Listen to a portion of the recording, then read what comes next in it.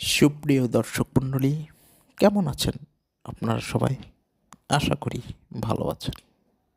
তো প্রতি সপ্তাহের মতো আবারও এই সপ্তাহে চলে আসলাম দেশ বিদেশের নানান খবর নিয়ে। আশা করি সবাই আমার সাথেই থাকবেন। তো শুরু করা যাক। তো প্রথমে যে খবরটা দিকে চোখ রাখবো সেই খবরটা হলো, আজ থেকে সেন্ট মার্টিন দ্বীপে 9 মাসের জন্য ভ্রমণ বন্ধ করা হচ্ছে।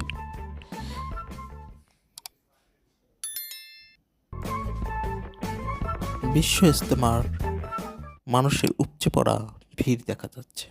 যাই হোক, পরিশেষে একটা অন্যরকম খবর দিয়ে আপনাদের মন করতে চাই। খবরটা হলো, নিউজটা হলো বাংলাদেশের বরিশাল বিভাগের পিরোজপুর জেলার এক বৃদ্ধের অপূর্ব সুন্দর গল্প।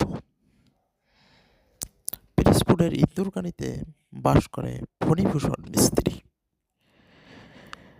দীর্ঘ 80 বছরের জীবনে তিনি কখনোই পায়ে জুতা এবং কখনোই গায়ে কোনো কিছু পরেননি। এমনকি যখন ঘন তীব্র শীত, সেই শীতের মাঝেও তিনি খালি গায়ে জীবন কাটিয়েছেন। 20 বছর বয়সে তিনি তার অলৌকিকভাবে সৃষ্টিকর্তার অসীম কৃপায় তখন থেকেই তিনি খালি গায়ে এবং জুতা না পরে জীবন কাটিয়েছেন। দেখা যাচ্ছে এই তীব্র শীতেও তিনি কিছুই পরেননি। এমনকি তিনি মাছ, মাংস, পেঁয়াজ, রসুন কোনো ধরনের খাবারই গ্রহণ করেন না।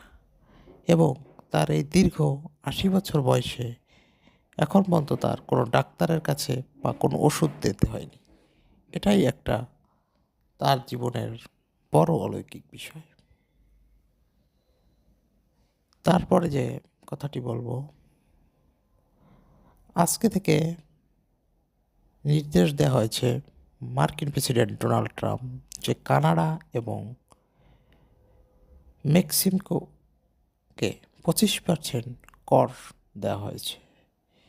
এবং তদ্রূপ বাংলাদেশি ভাইদের জন্য একটা সতর্কবার্তা যে ট্রাম্প সরকার নতুন অভিবাসন আইনে যাদের অবৈধভাবে পাবে, তাদেরা যদি আইনের কাছে ধরা না দেয়, তাদের জন্য পৃথিবীর শ্রেষ্ঠ জেল, যাকে নরকের দ্বারও বলা হয়, সেই জেলে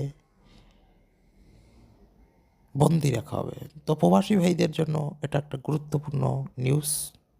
যারা প্রবাসী আমার এই ভিডিওটি দেখছেন, তারা অবশ্যই সাবধান থাকবেন আশা করি।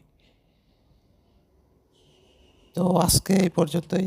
আশা করি সবাই ভালো থাকবেন। পরবর্তীতে আবার এরকম ভিডিও নিয়ে আসবো। ধন্যবাদ।